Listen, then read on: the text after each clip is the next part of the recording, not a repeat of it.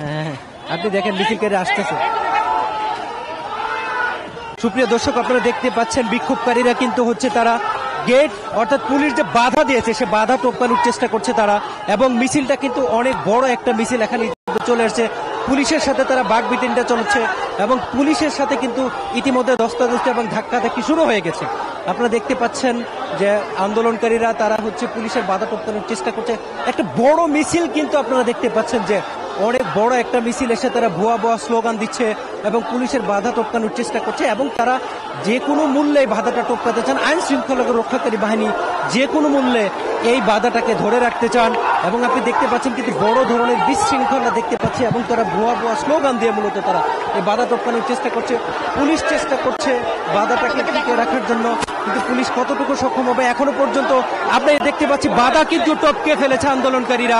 তাদের যে ব্যারিকেড ছিল পুলিশের সেটা কিন্তু টপকে ফেলেছে পুলিশ, এবং আন্দোলনকারীদের কিন্তু একটা ধস্তাধস্তি আমরা দেখতে পাচ্ছি, এবং পুলিশকে কিন্তু তারা টপকানোর চেষ্টা করছে।